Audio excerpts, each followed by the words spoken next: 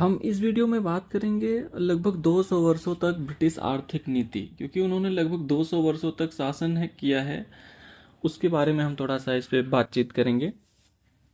ठीक है। अगर आप सब लोग एक बार लाइव हो गए हैं तो मुझे कमेंट करके बता दें कि सब लोग लाइव हैं। एक बार थम्स अप कर दें। हम बात करेंगे ब्रिटिश आर्थिक नीति। 200 सालों में ब्रिटिशर्स की क्या आर्थिक नीति रही है हमारे लिए, उसके लिए। ठीक है। तो एक बार अगर आप सब लोग लाइव आ चुके हैं तो मुझे आप थम्स अप करके बता दें। ये जो पूरा का पूरा 200 वर्षों का शासन है उसको हम 3 भागों में बांटते हैं। ठीक है। जो प्रथम चरण है इसको हम कहते हैं व्यापारिक उपनिवेशवाद का चरण। व्यापारिक उपनिवेशवाद का चरण।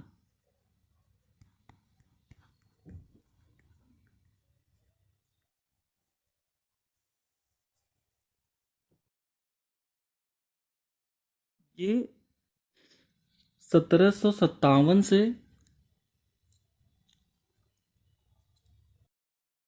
5813 अंग्रेजों की पूरी नीतियों को 3 भागों में बांटा जाता है। व्यापारिक उपनिवेशवाद का चरण। ठीक है। इस दौरान अंग्रेजों का प्रमुख लक्ष्य क्या था? याद है पहले दिन मैंने आपको बताया था, व्यापार संतुलन बनाना,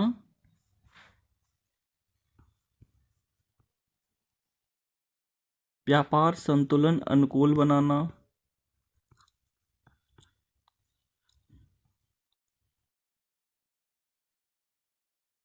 अनुकूल बनाना। जो मेन उनका इकोनॉमिक गोल था वो ये था। इस दौरान अंग्रेजों की आर्थिक नीति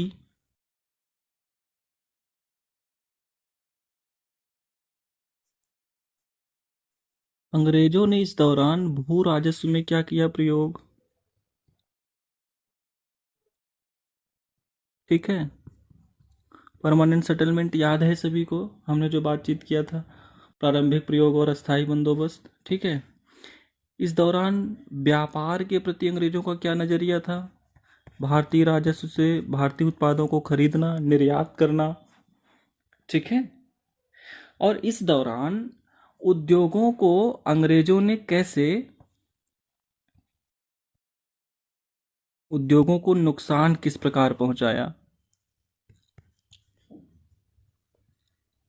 शुरू के जो 2-3 कारण आपको याद होगा, राजनीतिक शक्ति के तौर पर उधर, बुनकरों पर अत्याचार, कच्चे माल पर एकाधिकार, कल जो मैंने आपको पढ़ाया था, है ना।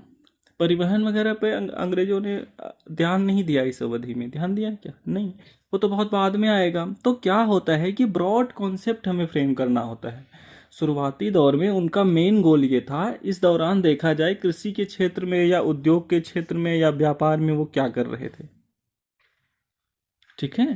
तो ये जो भी कर रहे हैं ये मैं आपको पढ़ा चुका हूँ, बता चुका हूँ। इसके लिए आपको पूरी इकोनॉमिक हिस्ट्री आपको एक बार रिवाइज करना पड़ेगा। कर लिए होगे रिवीजन तो आपके सामने है। ठीक है। सेकंड फेज आएगा द्वितीय चरण। ठीक है। ये तो हो गया आपका प्रथम चरण। सेकंड फेज आएगा द्वितीय चरण। ठीक है।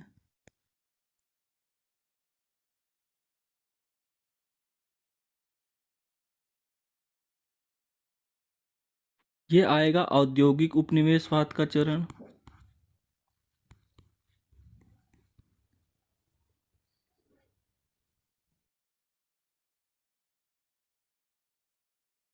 औद्योगिक उपनिवेशवाद का चरण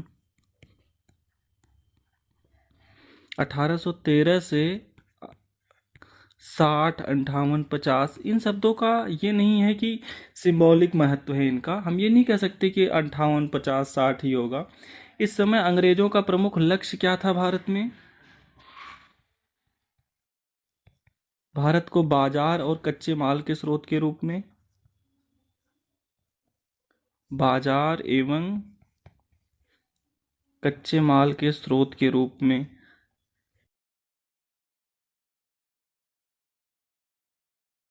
कच्चे माल के स्रोत के रूप में स्थापित करना। ठीक है, समझ में आ रही है बात सभी को? तो आर्थिक नीति की बात करें हम, जैसे भू राजस्व नीति में क्या देखा हमने?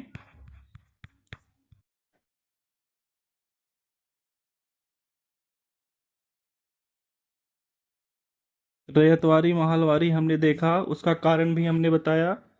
कम से कम मालिकाना हक, करों के दर, कृषि का विकास, एटलीस्ट सभी मामलों में जमींदारी से तो बेहतर था ही ये। ठीक है। हमने उद्योग के क्षेत्र में इस समय क्या देखा? भारत को बाजार के रूप में बनाना था, तो अंग्रेजों ने क्या किया? मुक्त व्यापार की नीति।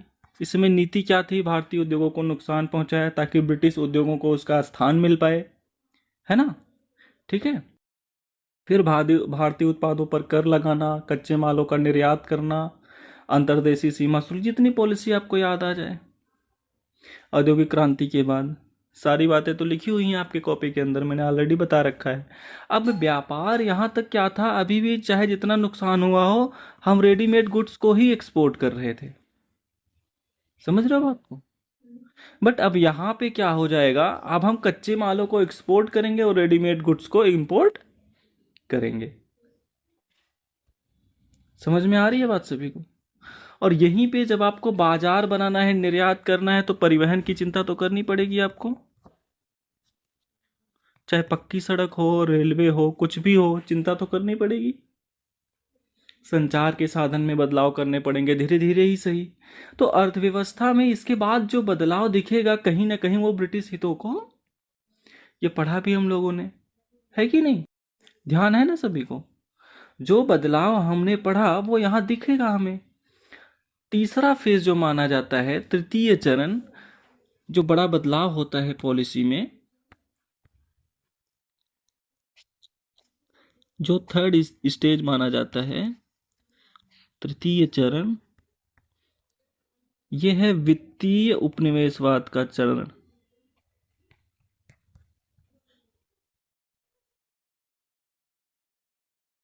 उपनिवेशवाद, वित्तीय उपनिवेशवाद का चरण। इसमें अंग्रेजों का जो प्रमुख लक्ष्य होगा, वो होगा निवेश के द्वारा मुनाफा करना, अर्जित करना।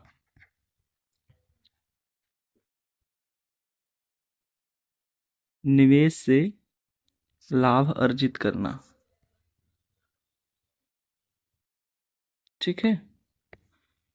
मुनाफा अर्जित करना प्लस बाजार और कच्चे माल तो रहेगा ही रहेगा।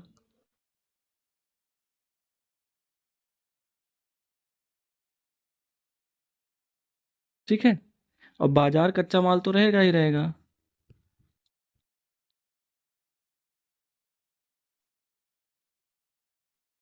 हमने आपको बताया है कि वित्तीय उपनिवेशवाद का चरण, आपको याद होगा कि हमने बताया कि ब्रिटिश अर्थव्यवस्था पे मंदी का प्रभाव है, दूसरे देशों में औद्योगिकरण हुआ है, पूंजी निवेश लाभ नहीं है, प्रतिस्पर्धा टफ हो गई, जो सारे सिचुएशन हमने आपको ऑलरेडी बताए। उन्होंने क्या किया, भारत में पैसा निवेश करना शुरू किया। हमने कई बार लिखवाया भी है धन के दोहन में भी कि पैसे कहाँ निवेश कर रहे हैं वो, उद्योग में या खान में, परिवहन में, बागान में, जहाँ भी निवेश कर रहे हैं वो। ठीक है। तो ये बाजार, कच्चे माल, ये तो रहेगा ही ना भारत को बाजार या कच्चे माल के तौर पे। ठीक है। तो ये तृतीय चरण है। तो भाई इस समय कृषि, लैंड रेवेन्यू पॉलिसी में अब कोई चेंज नहीं आना है, पहले वाली ही चलती रहेगी, क्योंकि बाजार और कच्चा माल तो बनाए ही रखना है। भाई इसमें तो यही नीति चलेगी ना, जो दूसरे चरण में है। अब उसमें कोई बदलाव तो आना नहीं है। जहां तक उद्योग की बात है, तो उद्योगों का, आधुनिक उद्योगों का विकास होगा इस चरण में।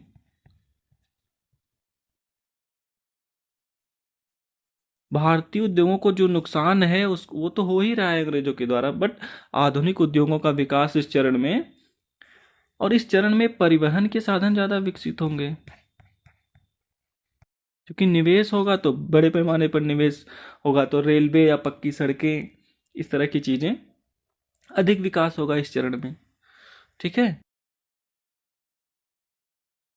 व्यापार की प्रकृति भी पहले की तरह ही रहेगी, कोई इसमें बहुत बदलाव नहीं आएगा। उतार चढ़ाव बहुत सारे हैं, आप उस तरह से फैक्चुअल नहीं हो सकते हैं जितनी सारी स्टडीज हैं इसकी, ठीक है। आप बस हम उसको कॉन्सेप्चुअलाइज कर लें तो ही बहुत बड़ी अचीवमेंट होता है कि भाई चलो पॉलिसीज ऐसी रही हैं इनकी, ठीक है। तो पहला तो कॉन्सेप्ट ये है कि भाई 3 बड़े बदलाव हुए, तो जब भी आर्थिक नीति की बात होती है तो हमें पॉइंट्स करना होता है। तो जो हमने पढ़ा उसको पहले एक सिस्टमेटिक तरीके से रख दिया, ठीक है। यूपीएससी ने क्या किया कि जब सिलेबस चेंज हुआ तो यूपीएससी ने पहला ही स्वागत इसी सवाल से किया था। सिलेबस चेंज जब 2013 में हुआ था, 13 या 14 में, हिस्ट्री में ये सवाल बहुत लेंदी माना जाता है, सारी चीजों को लिखना 8 मिनट के अंदर, 8 या 7 मिनट के अंदर, ठीक है, डिसाइड करना और उसको लिखना, ठीक है। आता तो बहुत कुछ है, बट एग्जामिनर के पास को सिर्फ कॉपी केवल पैरवी करेगी हमारी, है कि नहीं। तो जैसे इकोनॉमिक पॉलिसी के 3 बड़े चेंजेज है, इकोनॉमी का एक एरिया हो गया, वैसे ये जो सवाल पूछा गया ऑप्शनल में भी कई बार पूछा गया है। क्वेश्चन पूछा गया था 13 या 14 में आई थिंक, कि 18वीं सदी के मध्य से आज़ादी तक ब्रिटिश आर्थिक नीतियों के विभिन्न पहलुओं का आलोचनात्मक परीक्षण करें। 18वीं सदी के मध्य यानी 1750 से 1947 तक भारत में ब्रिटिश शासन की आर्थिक नीतियों का आलोचनात्मक परीक्षण करें। तो नीतियां ये थी, ठीक है, इससे क्या नुकसान हुआ, आलोचना, ठीक है। नीतियां ये थी, इससे क्या नुकसान हुआ, ये नीतियां थी, इससे क्या नुकसान हुआ। नुकसान हुआ तो साथ ही के साथ आपको बताना है ना। बात समझ में आ रही है सभी को। सरल से सरल दिखने वाले सवाल भी कई बार वो डेप्थ लिए हुए होते हैं, पूछने का तरीका बदल जाएगा। भारत में ब्रिटिश शासनकाल में उपनिवेशवाद के विभिन्न चरणों का विश्लेषण करें, किसी एक बारे में पूछ लेगा। भाई 1850 या 19वीं सदी के उत्तरार्ध में भारत संबंधी आर्थिक नीतियों में महत्वपूर्ण बदलाव, 19वीं सदी के पूर्वार्ध में पूछ लेगा आपसे, ठीक है। केवल पूछेगा कि भाई लगभग 200 वर्षों में अंग्रेजों की कृषि नीति का मूल्यांकन करें, औद्योगिक नीति का मूल्यांकन करें, तो यहाँ भी उद्योग, यहाँ भी उद्योग, यहाँ भी उद्योग। मैं लिस्टिंग नहीं करा रहा हूं कि इससे कितने क्वेश्चंस बनेंगे, ठीक है। बस पढ़ने के दौरान समझना है और खुले दिमाग से सोचना है। बात समझ में आ रही है।